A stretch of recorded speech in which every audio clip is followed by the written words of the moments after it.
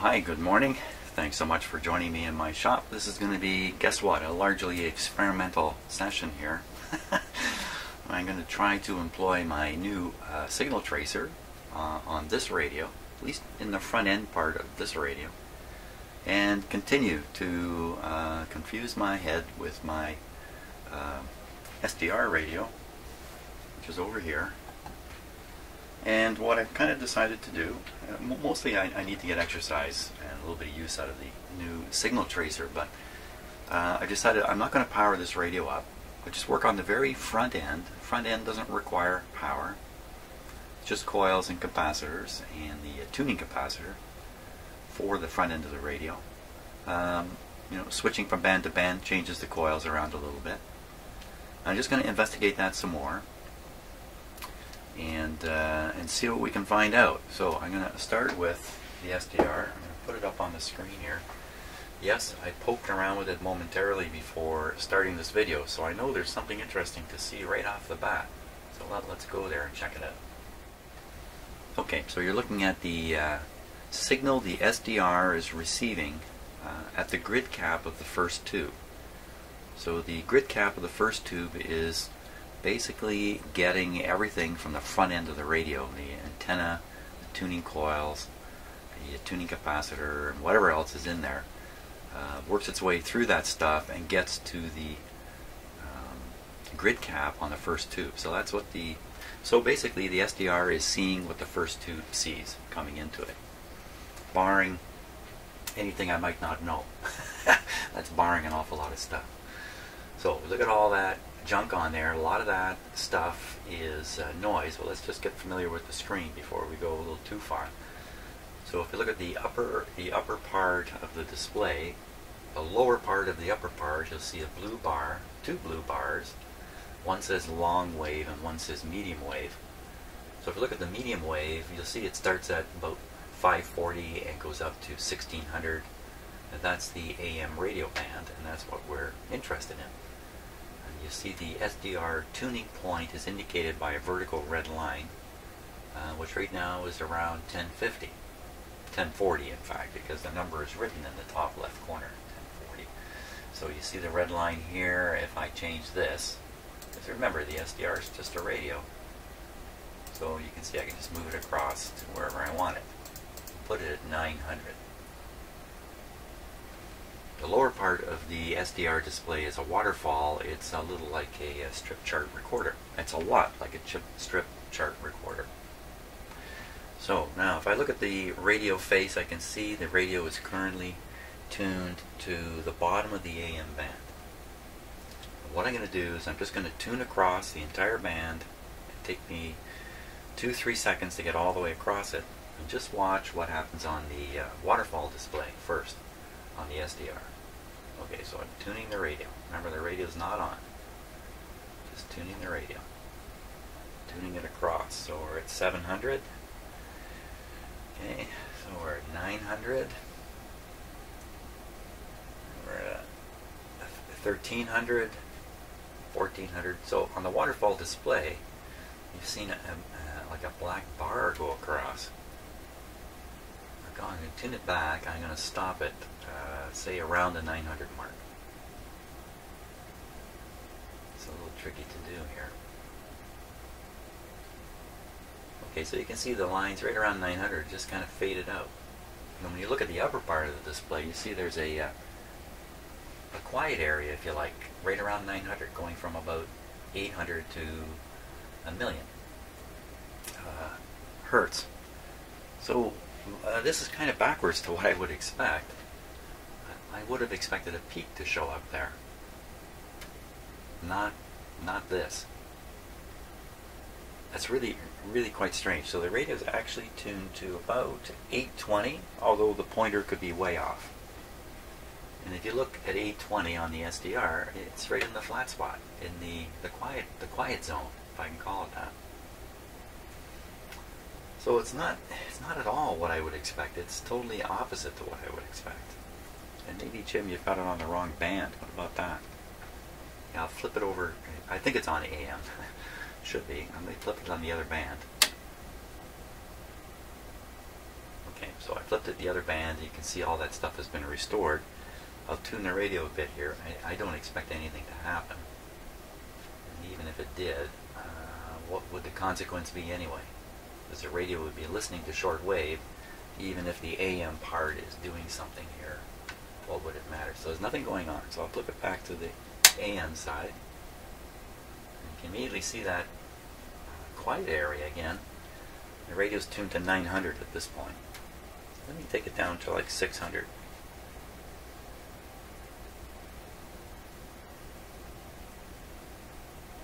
Now, if you look at the upper part, it's very tricky on the SDR to spot these things. It's really hard to recognize that there's something going on by looking at the upper part of the display, the white stuff. If you look closely, like if you look right at 750, you just move the tuning back a little bit, you'll see there's a vertical line above and a yellow line on the waterfall right at 750. If I tune the radio just right, I just went past it, I'll go back, it knocks it out. So that's 750 being knocked out. Let me flip back to the camera here. Okay, so you can have a look for yourself and see. There's where the radio's tuned. So it's, now is this because I have the SDR connected? Here's the connection. You can see the SDR lead. There is a 1000 ohm resistor here doing I don't know what, doing anything useful, and then I just have ground lead. It's just hanging here. It's not actually connected.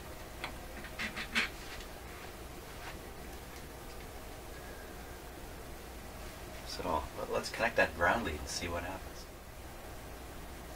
Okay, so I'm just going to hook the ground lead up to a ground here. There we go. Wow.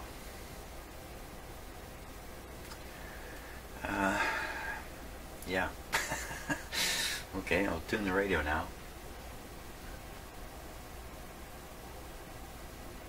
Now this is the condition under which I've been doing a lot of the testing on this radio. I've had the SDR antenna lead and ground lead connected, and look at that, there's just nothing going on. I'm tuning the radio back and forth, there's just nothing happening.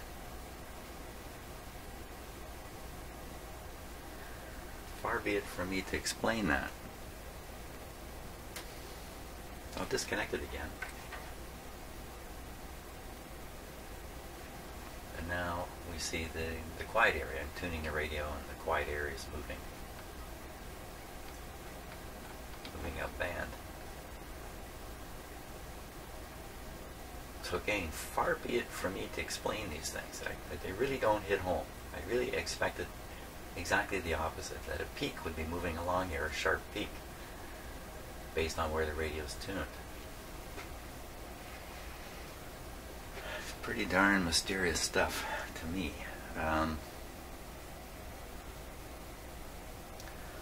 Okay, other than picking this up, let me connect the SDR directly to the grid cap. I'll skip over the little resistor there.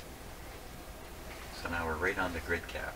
Looks like it's increased the strength of the signals that are coming in around 300. I have no idea why those are there. Just noise in my shop here. I don't think they mean anything about the radio, but I don't know. Let's tune the radio because I still see it on a real big dull spot. Yeah. If anything, it's even more distinct. I tuned down to the bottom, so I'm at 530, somewhere around there. Just bring it up quickly all the way to the top, and you can just see the deep null. Okay, we're at the top of the other end.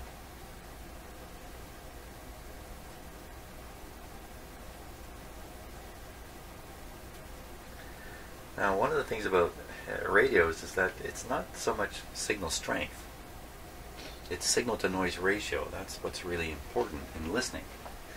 If signal strength is low, you can always turn the volume up, to a point. So is this really indicating some fantastic improvement in signal to noise is going to occur in this area? Even though it looks like it's nulling out the signals entirely. If we're actually listening, we would hear You know what? We can listen. We can listen. I can turn the speaker on to the SDR here.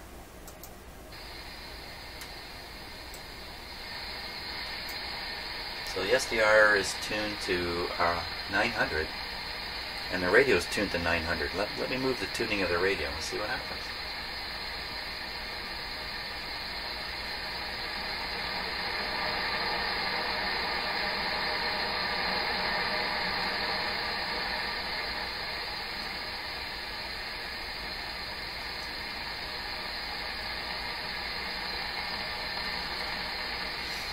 Okay, turn the speaker off so I can talk more clearly. Now, the signal coming into this radio is nothing more than whatever it's picking up right here in my shop. It's not connected to an external antenna or anything. So what are we really looking at here? And these signals that we see on the SDR, I could imagine that they're being picked up on the antenna and brought through the radio, but I think the reality is they're being picked up everywhere in this radio right now.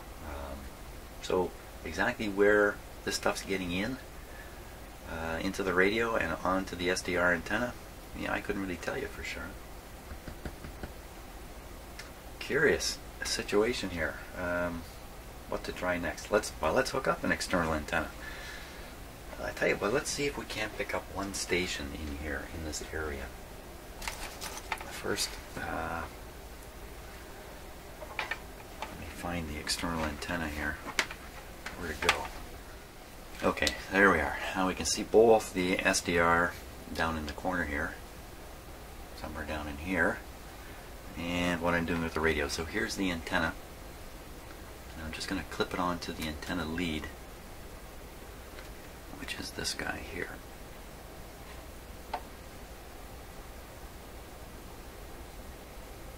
Really? Didn't do anything. Maybe that's what? Didn't do a thing. That's far-fetched. Did a little wee bit. Wait a minute, let me try this other lead here. This I believe is the ground.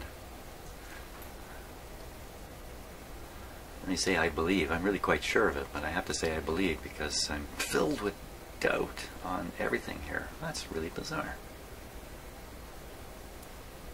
Really? I'm adding in the... That's switching bands.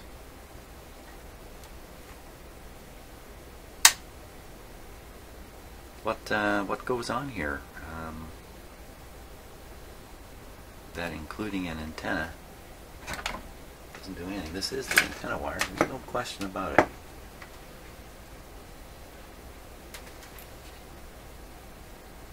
So I'm hooking it up to the SDR antenna directly, indirectly, and you can see that yeah, there's something on the end of this.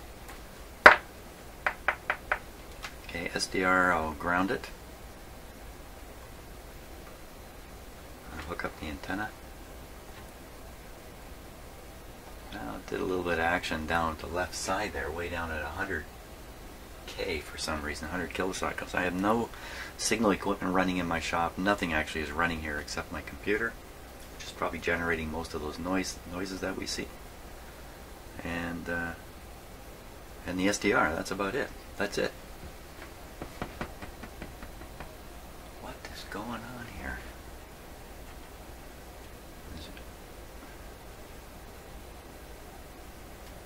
It's just my hand influencing these coils.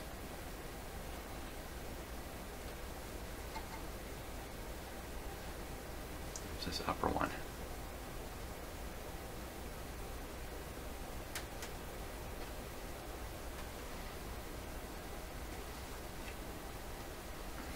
Wow, okay, so this is not quite what I was expecting. That always seems to be the case in here though, doesn't it? I'm forever seeing stuff I don't expect.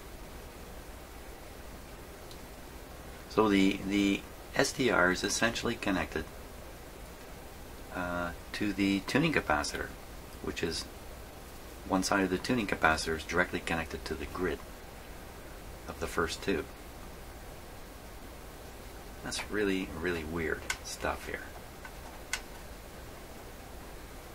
So there's something definitely wrong with this radio. I mean, this is just not at all the way it's supposed to work.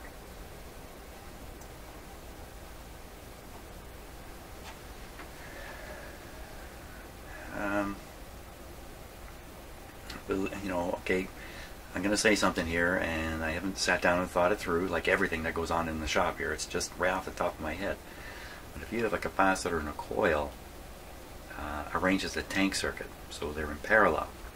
And when you reach the point of resonance, the tank circuit looks like a very high impedance. The off resonance, it looks like a lower or low impedance. So you would expect off resonance frequencies to be kind of absorbed by the tank circuit, whereas the frequencies of interest at the resonant point of the tank circuit, you don't really even see it. It looks like a high impedance. And so it's basically a shorting system to short out signals you don't want when they're in parallel, the way they are. They are, aren't they? They'd have to be. So what gives? What gives on this? Holy smokes, it's really super weird to me. You know, maybe not. I mean, I'm just totally out to lunch. And maybe some of you are saying, Jim, you're totally out to lunch. It's doing exactly what it should. But I've done other radios, done this exact same thing with the SDR, and I do see a peak. So, you know, I'm really caught now. Am I supposed to assume there's something really wrong with the front end of this radio and it needs to be hunted down and straightened out? The part that really bothers me is the radio seems to work pretty good. But you know what? It has low output. It has low output. Doesn't it? I think so. It's been a while since I... Okay, so let's see if we can find the same stuff out now with the signal tracer. So I'm going to take off the SDR antenna. Okay, I'm going to also take the SDR off the screen here.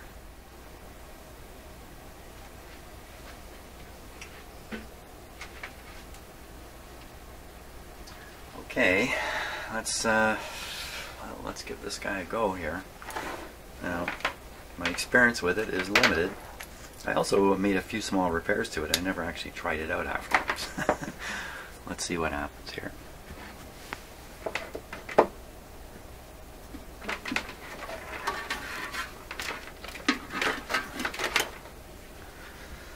Okay, volume down. Okay. Turn the power on. Discovered too, the eye is quite weak on this.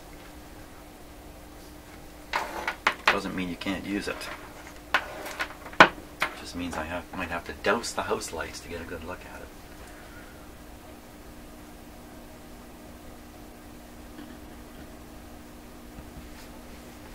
Okay, I can hear a hum coming out of it.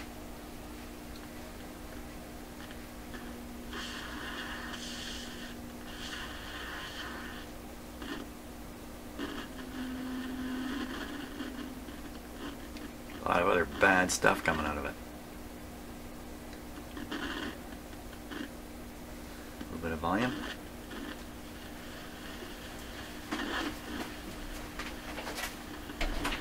Better close my shop door or I'm gonna freak out a couple of cats here.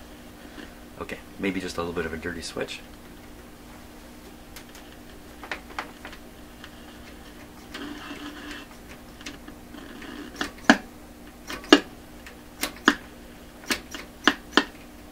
Pop's not a good sign. The pop suggests there's a leaky capacitor. I don't think they would design this so that it would pop when you move this control.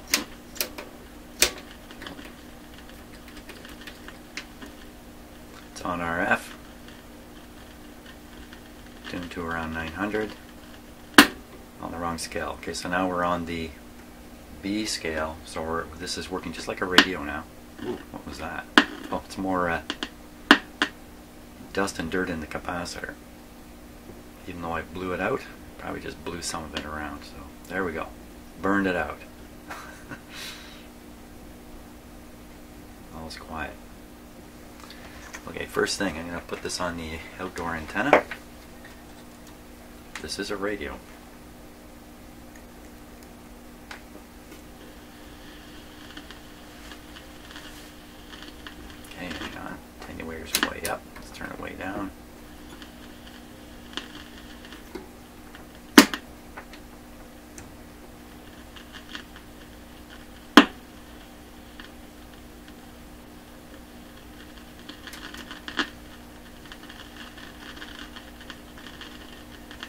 What has happened to my outdoor antenna here? Other than the staticky noises coming out of this. Boy, I'm off to a bad start here.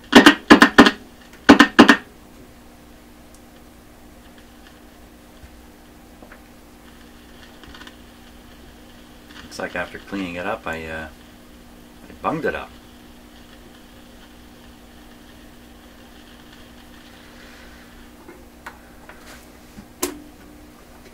That's on now on audio frequency.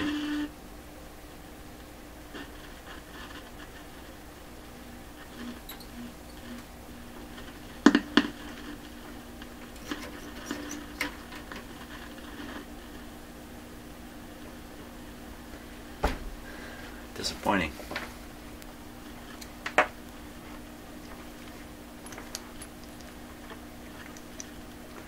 My impression is this is not working at all. Gone down the drain. That should be making lots of noise.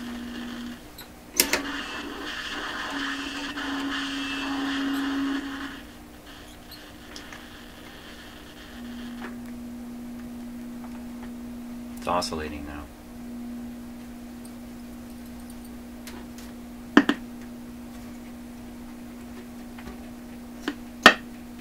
I think it's oscillating. Oh, bad stuff. Okay. I did start this video by saying, hey, it's going to be a little bit experimental. And the experiment is, see if any of my equipment works. That's turned into the experiment here. Wow, disappointing, big time.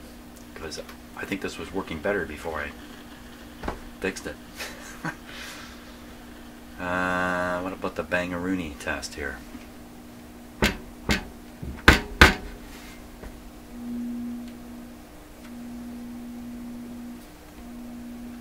Kind of imagine when you have it on audio, it doesn't matter what you do with this. This is just a straight through audio amplifier, except it's not straight through.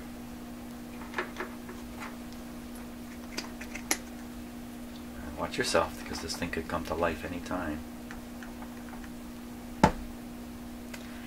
Doesn't look like it's going to happen anytime soon. Oh, son of a gun. Well, okay, as usual, life is steering my boat. You know, my hand is on the rudder, but it seems to have no impact. An awful lot in life that goes that way, isn't there? Let's see if I can find something really quick on this.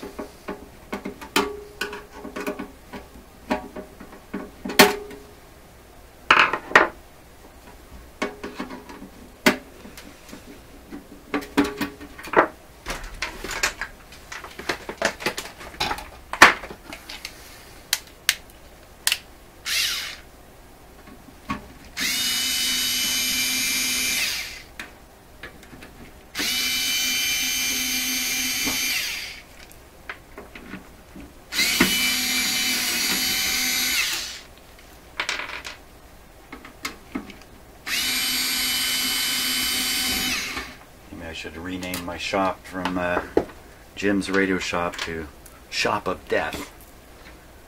Yes. That's where I demonstrate clearly how to break everything.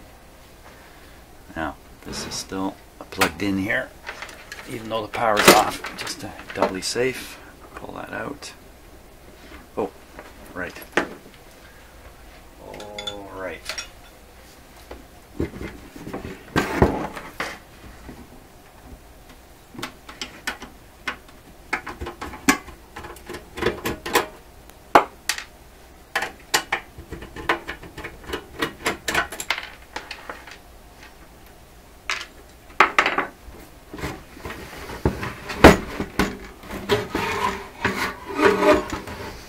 Out you come.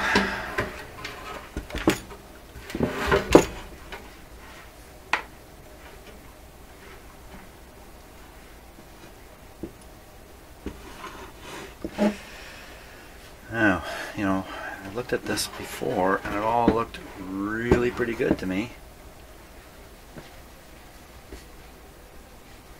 Smells pretty good too. What am I going to do? I'm going to have to go through some kind of testing process with this. And it's very well labeled up, as I mentioned before. I think I could stare at this for an hour. I'm not going to see anything in here at all. So let's turn it back on.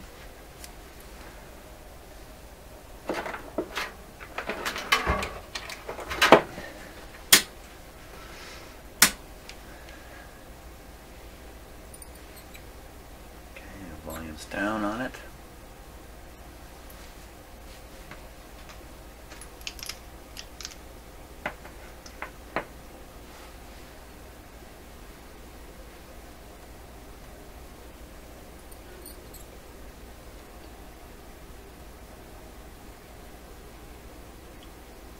Okay, magic eyes on. It's a little noisier when it's out of the cabinet, maybe.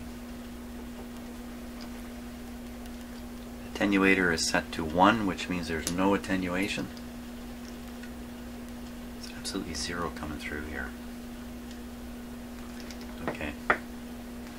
Let's just cut the power for a moment.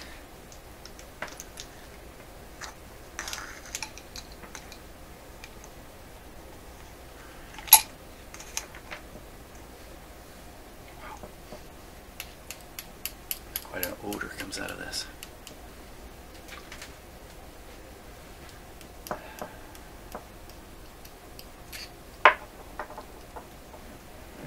Desolder it again.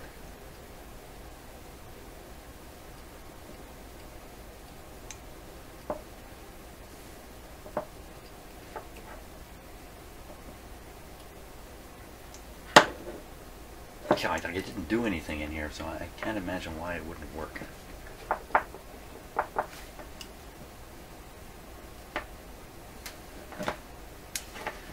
Feels like there's a bit of heat in there too. So it feels like the tube is warming up. Doesn't seem to be anything getting through from the front end. That's what it seems like to me. So let's see. So here's the cable that's going into there. That amounts to a ground wire. This is a shielded wire here, and then 2 other leads over here. So these 2 leads are almost certainly the heater leads, heater voltage leads, to run the heater on this tube. And then the other 2, what would they be? That's not enough wires. That's not enough wires. Oh, there's another one here. Okay, couldn't see it from where I was standing. It's obvious in the camera, but not obvious to me. Okay, so we got the heater wires, and we have what looks like probably a signal wire because it's shielded, and it's going right into the attenuator switch here. And then we have a last wire. This one must be carrying the B plus up to the tube.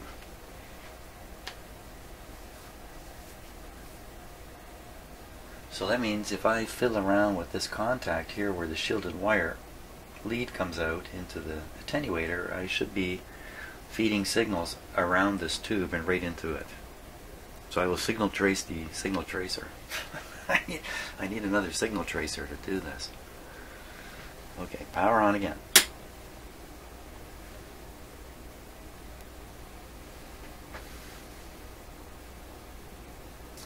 Let her warm up here. Oh, my. Something's different now.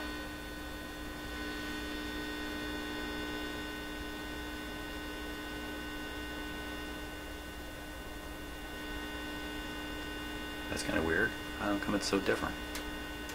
Could be because I don't have full shielding on this. Okay, what happened? Everything's working now.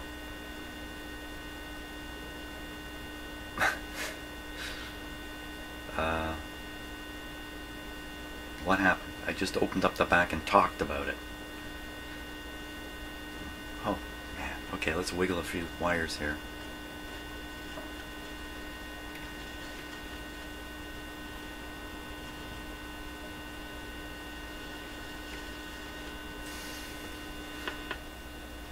something going on here.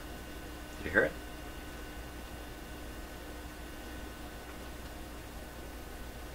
Okay, so something's up in there. Almost sounded like the heater voltage disappeared from the tube. That's kind of the impression I got. So I did muck something up in here.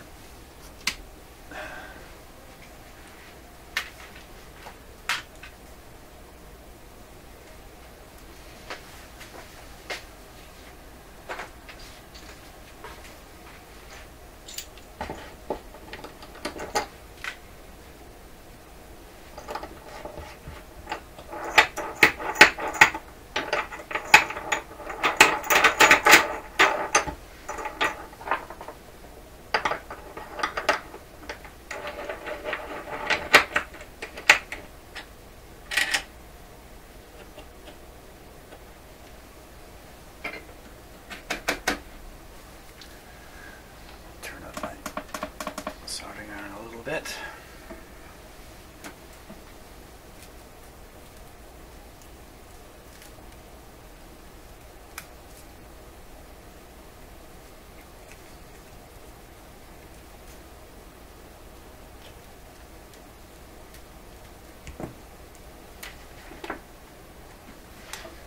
Something here to poke at this.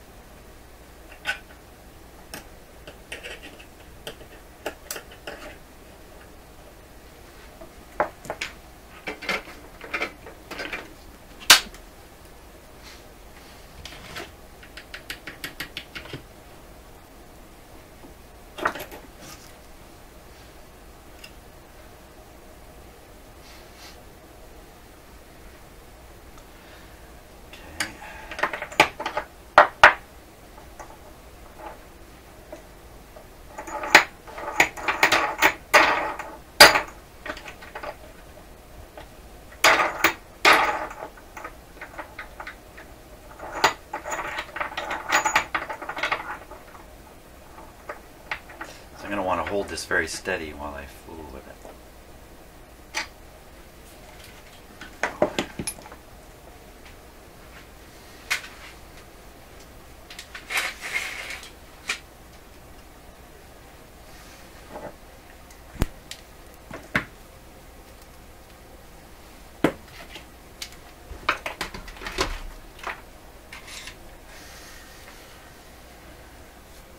So it seemed like a make and break connection problem.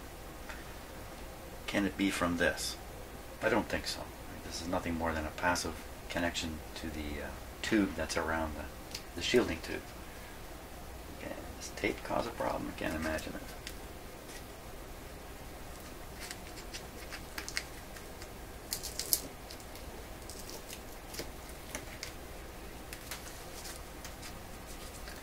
I think we need to take a really close look at this now. It could just be tube pin. It could be a tube pin deal. Just moving the tube like that may fix the whole problem. A little hard to know at the moment. So let's go on the close-up camera here.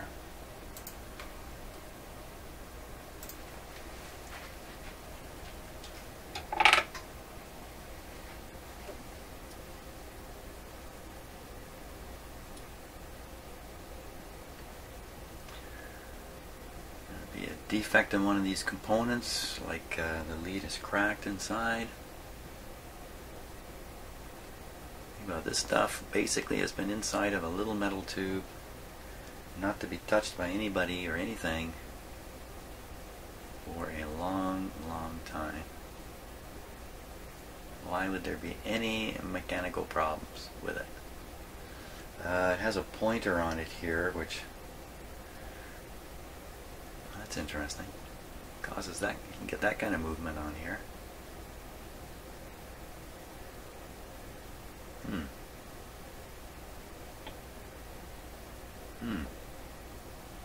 I'm humming about the, you can see the shaft coming all the way down, and then it looks like it fits into a sleeve. It's loose on the sleeve. Is that supposed to be like that, or is it supposed to be soldered on there?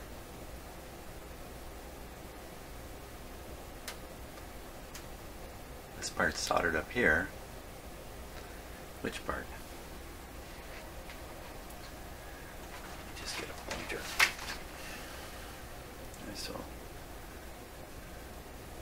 that part's soldered. Why not down here? What difference would that make? What difference would that make? You know, this is where the signal's coming in. It's got to be picked off somewhere. What's going on the back side of this?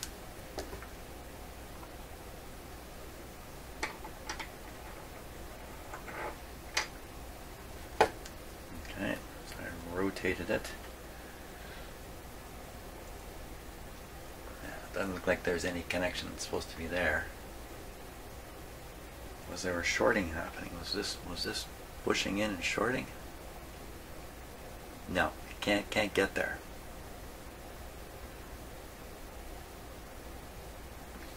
And this tip out here be touching the metal can. No, I think there's lots of clearance. It slides over top of this capacitor. The can is way out here, so I don't see how this tip could ground.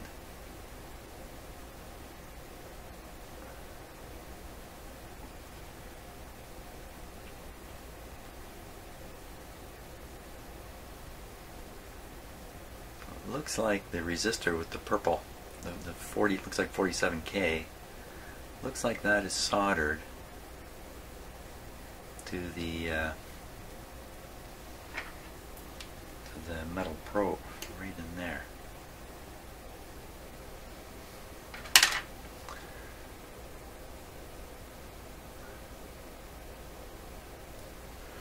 It isn't, you know, really I should be chasing the heater thing, but let's just keep going with these.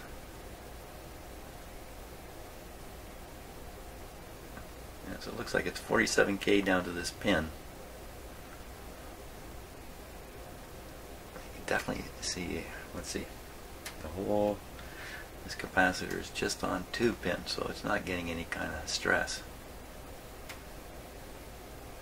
Okay, let's look at those heater wires. Let me turn this again.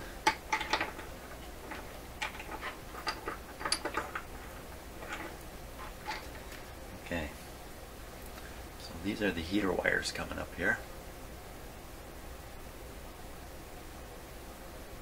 I don't like troubleshooting the troubleshooting equipment. So I'm just trying to get my fingernail on them and move them a bit. I don't see any cold soldering going on. How about this big clunk here?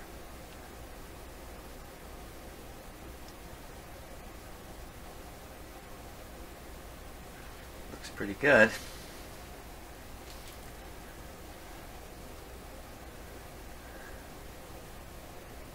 Well, if I had to hazard a guess at this point, I would guess it's just the tube itself in the socket. I never did pull the tube out.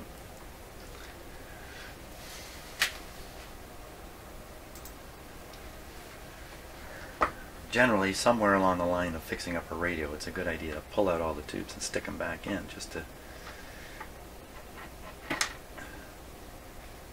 fix up the contact. What is this guy? This is a, I think it says 6AB4, which is kind of not so can't say I've heard that before. A little tiny stuff inside that tube. I think it's just a triode. Okay, let's put it back in. I'm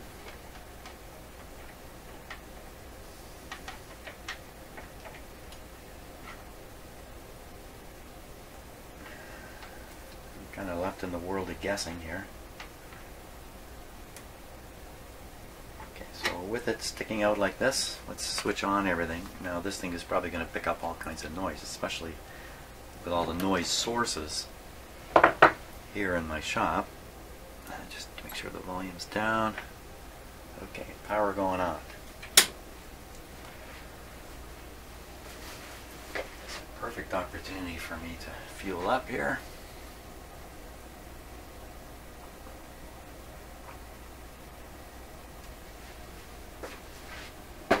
Seems like the more equipment I get in my shop to power up my efforts, the more challenges I get from that stuff. Now, can you see this? Can you see that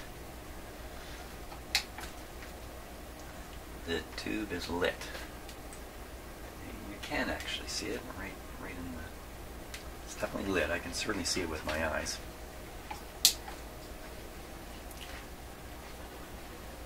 Okay, a little volume up. I'm guessing that's just perfect. Let's touch the probe. It's working fine. That'd be great to make an observation that when it stopped working, the heater went off, turned off. It would be great. I don't want to get a shock off this, so let's just see if there's any tendency to go on and off. Since it's a heater, when the power first is shut off, the heat is still there. So even though the power may be going kick on and off suddenly, the heat in here is not going to go up and down suddenly. So really got to be sensitive here to. That was me touching something. Just what I'm trying not to do. So I'm wiggling the terminals, the heater terminals. No impression of any problem. So I'm touching something again.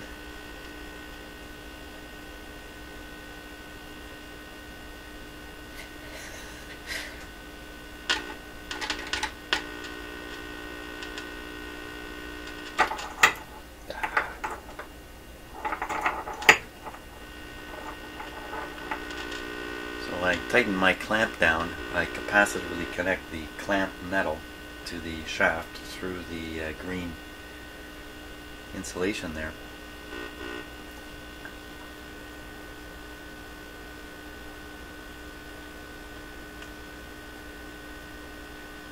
I don't see any problem.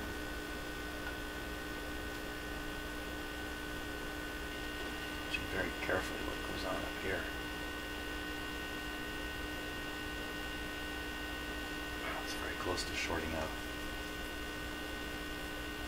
Okay, power off.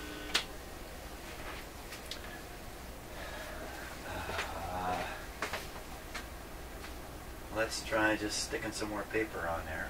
Put it back together.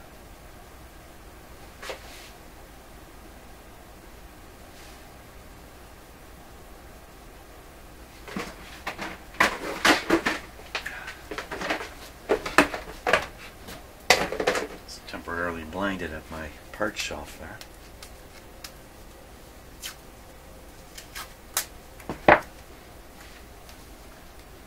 Stick a little right in here. The operative word would be a little.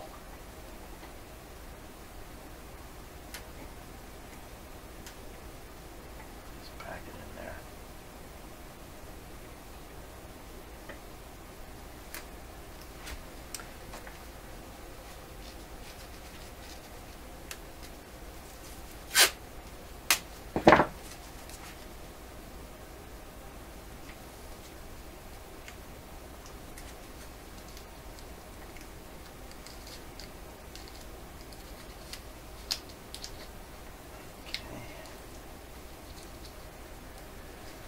There we go.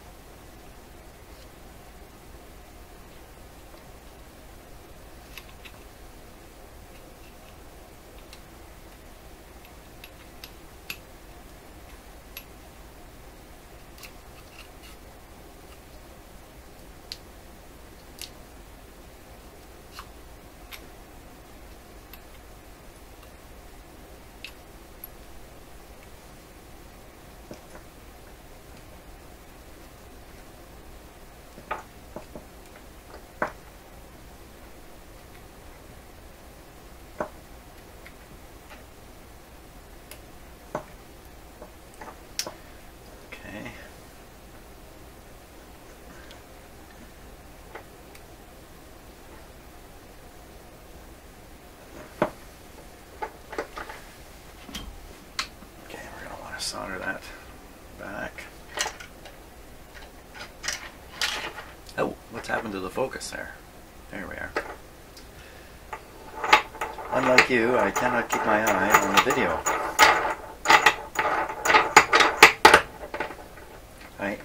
You know, this makes, well, it makes perfect sense what I'm going to say, but you might not realize this. I never really realized it, but I spend a lot of time looking at my hands because that's where the action is. So wherever my hands go, my eyes go. I can't look around. That's just the way it is. Of course, on the video, while I'm doing this, you can look around. I find the same thing when I'm preparing my videos for posting. I end up, well, occasionally I watch the entire video, but most of the time I just watch bits and pieces that I'm trying to start and finish segments and stuff like that. Trying to clean things up a little bit before posting, and that's when I realize that I'm not seeing things that are happening. Stuff is happening on the instruments sometimes, you know, flashing by on the scope, but I'm busy looking at my hands because I'm the one who's doing something in here. This must be the case all the time for all of us. I'm busy looking at our hands and not seeing what else could be seen.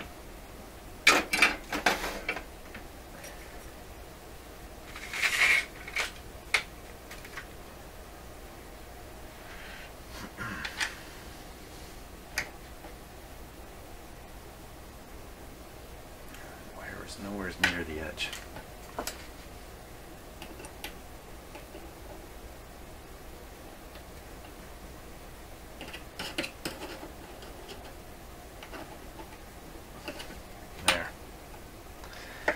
There we go.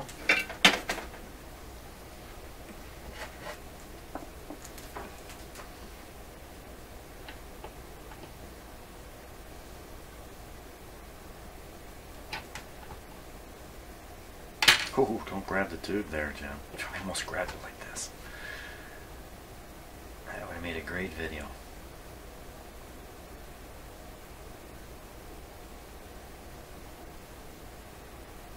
There we go. All sprung into place.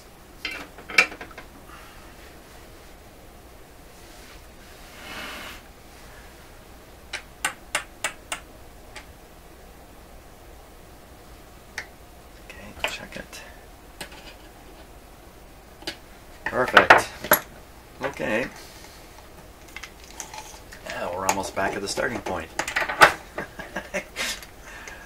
I run my races by first running the wrong way.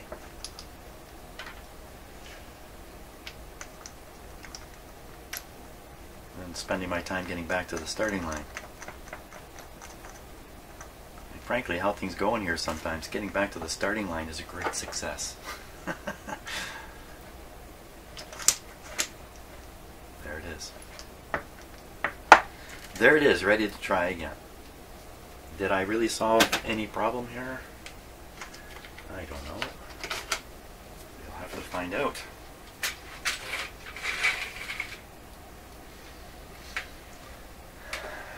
Okay, we'll leave it out of the box for the moment. Volume down, power on.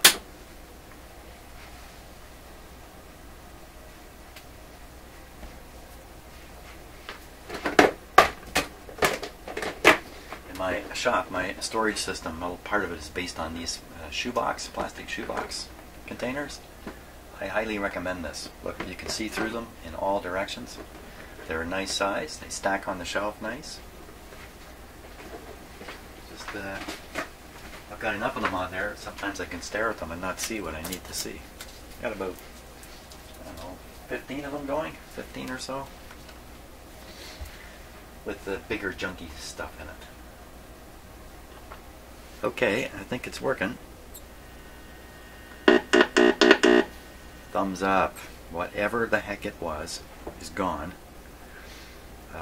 You know what? I am going to slide this back into its case because sooner or later I'm going to do something bad otherwise. So let's just, I won't screw it in, I'll just slide it in. I won't screw it in, and hopefully I won't screw it up either. Okay, now you know that might be a bit of a problem. If you don't screw it in, at least in one or two spots, the shell, the black part of the case here, might become a free agent and just become an antenna. I would like to have a screwdriver. Oh, I was using the power one here. Oh, there's the hand. There's my orange guy. So if I left the cabinet and it became a isolated piece of metal, it would be a big antenna around this whole thing. I can't imagine that's going to help. So put one screw in anyway. That's probably going to be enough. Make sure that doesn't happen. Volume's down, power's on. Power's not on, power is on now. Now we're cooking. Now we're cooking.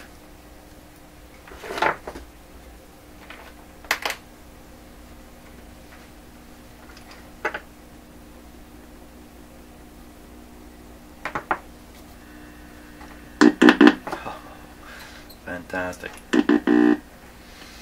Okay, now we're on audio. Oh yeah, I never flipped it to RF, but I assume all the problems were up here. So volume down, RF side, volume up. Not very impressive. Or maybe it is impressive. You don't really want it to pick anything up when it's not hooked up to anything. So let's volume down, put on the antenna. Here we go. What do we hear?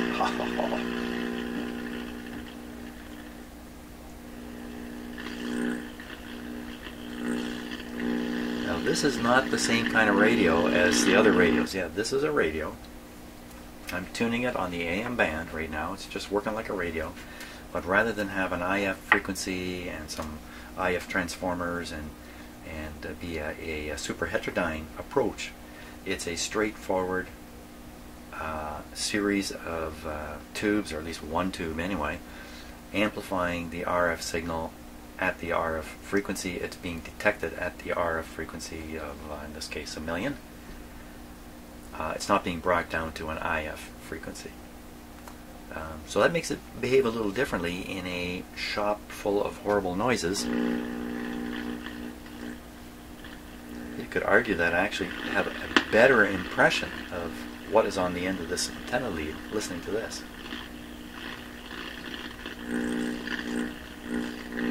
Because on a super heterodyne receiver, as I'm discovering, is loaded with all kinds of ghostly noises inside there. So this is pretty straightforward. There's some wide band noise over in this area. It's around 1300. A little quieter around 900. 700 very quiet. Something at the bottom, something funny right in there, right around 800, 600. Yeah, so it's okay. Enough of that. Now, how am I going to possibly use this to my advantage in this radio?